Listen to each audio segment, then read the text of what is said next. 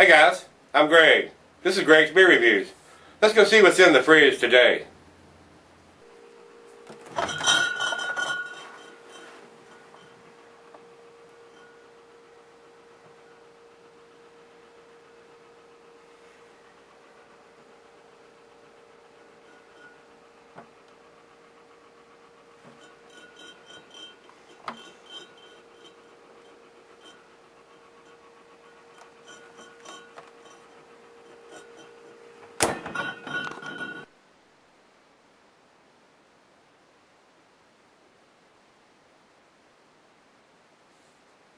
Hey guys, thanks for stopping by Greg's Beer Reviews today.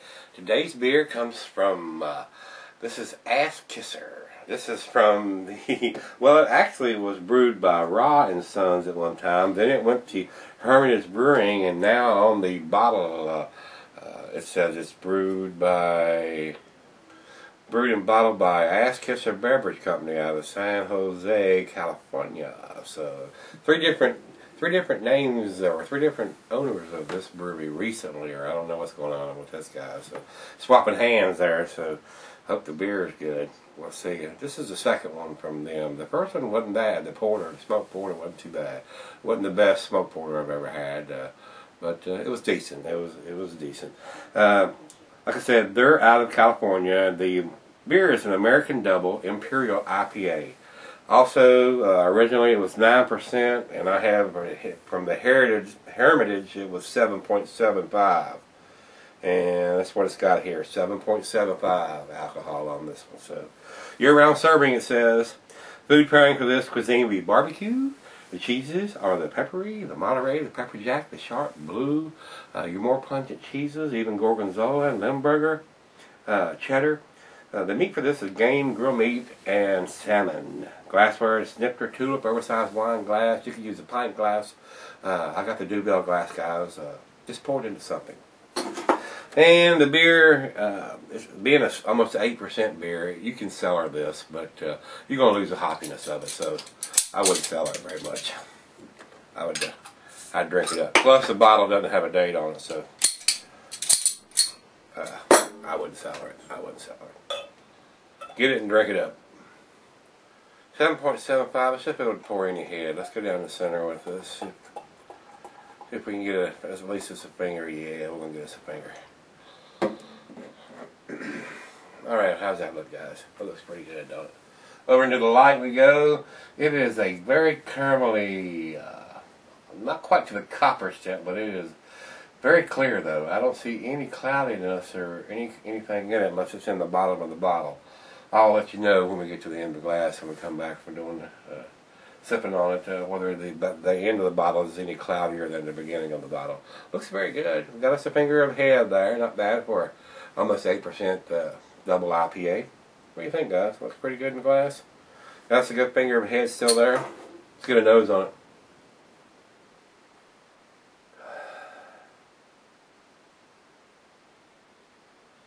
Yeah, I'm getting a citrusy grapefruit.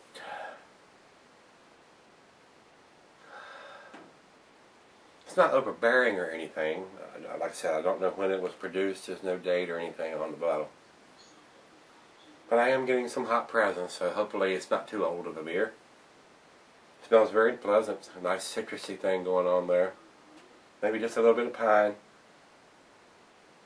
Not bad for a double. A lot of times the malt will overpower the hops on some of these doubles, especially if you don't know how old they are. Guys, let's give it a taste. Cheers.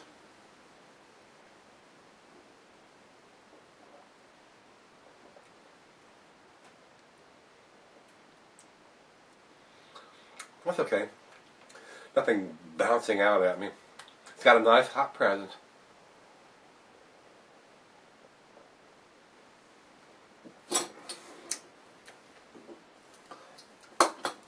Very pleasant. Fairly easy drinking. It's not got a monster, some kind of monster alcohol taste to it or anything. It's fairly pleasant, really. I've read some positive remarks, and I've read some that weren't too positive on this beer. Wasn't sure what to expect. This is the first time I've had this one.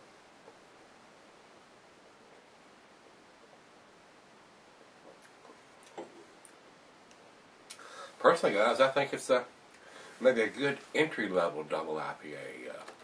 If you're looking for something that's really got a lot of bite to it, and you know, large on the IBUs or something, you know, or something that's going to have a heavy alcohol, like some of the doubles do. They'll have they have a high malt grain bill when they do those things. So a lot of times it will have that sweet, heavy alcohol taste to it too. But this doesn't. I mean, it doesn't.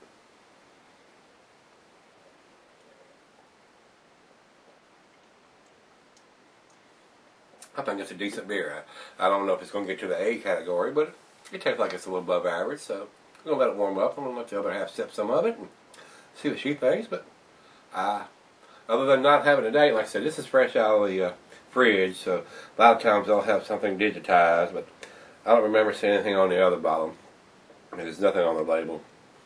So that's a downgrade on the IPA. Like I said, the porters and the stouts and stuff, you can get away with that, but I think I already have it on the IPAs, guys. What do y'all think?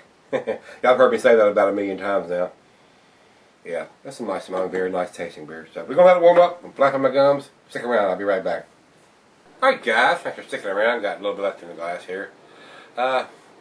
This is a fairly decent beer. I mean, I think it's a very enjoyable beer. From the reviews, like I said, and some of the comments I've seen, some of the people didn't think it was that great, but I thought it was a very good representation. It's not one of the stronger double IPAs, but very sessionable and a good entry-level double IPA if you've not had one of those before. So I'm getting a good hop presence. It really is an enjoyable beer. Other than not having a date on the bottle, that's the only thing I can downgrade is that. Wow, final chug.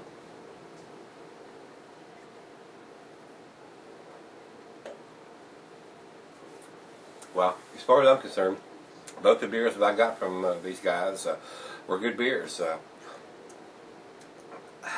If it had a date on it, I would give it a B+. But since I don't have a date on it anywhere, and I'm going to look one more time, make sure, I don't see anything digitized or anything written on it. And nothing I can tell on the bottom. So, yeah, when you got to have a date on an IPA, guys, that's how I feel about it. Yeah, it would have been a B+, but I'm going to give it a 6. It's a B.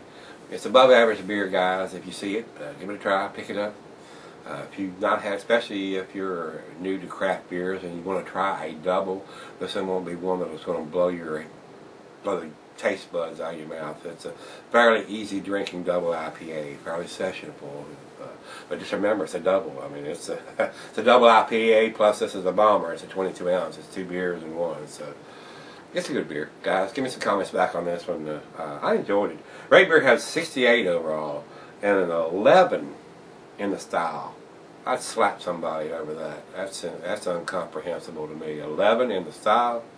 I'll take that bottle to the side of your head, man. That's crazy. That's a decent beer. Somebody give it that low grade in style. It's a good representation, as far as I'm concerned, of a sessionable double IPA. I mean, something that's not going to be too strong one or the other, not too bitter. And Beer Addict comes up with a B- on this. I think it's just a tad better. This must be a fresh bottle because I got a good hop presence on this beer. That was some of the remarks that I've seen, that it didn't smell very hoppy, or it didn't have the double IPA taste. I disagree with that. It was very sessionable. I mean, like I said, if you're looking for something that you know you're drinking, it's going to have that alcohol burn and taste, this is not the beer to get.